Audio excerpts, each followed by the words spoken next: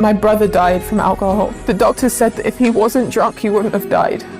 After his death, my family, they drank more than they used to. My dad went to pubs even more, then met a 15-year-old girl.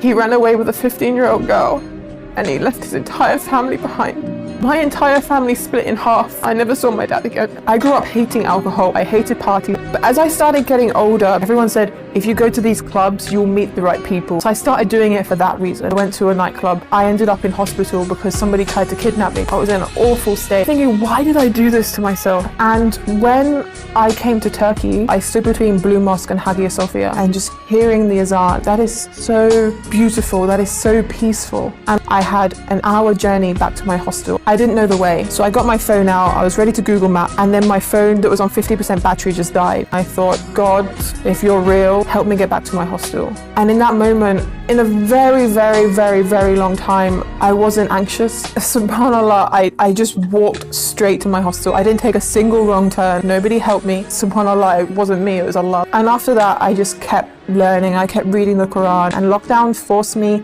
in my house. And I still wasn't planning on becoming Muslim. I actually started praying. And by doing that, my days were becoming so much more productive because I would plan between Fajr and Zuhr. I would do this, this, and this. And then Ramadan came. I started doing Ramadan. I was fasting, I was praying, and between that, I was just learning about Islam. That was all I was doing with my time. Nothing in my life has given me this feeling. And because of that feeling, that's when I started taking it seriously. And I started going, this is from God, because only God can give me that contentment. I cried the entire night I became Muslim. I did it over and over again because I was worried that I was doing it wrong.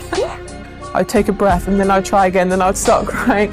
So I did my Shahada technically multiple times. The feeling was like I'd found my purpose. When you're a non-Muslim, you have nothing to focus on, but then all of a sudden we're given guidelines to follow, and then the goal becomes clearer. You know where you're going, why you're going there, what you're going to get at the end of it, and that's Jannah, inshallah. And that goal towards Jannah is such an easier life to live than a life of not knowing where you're going.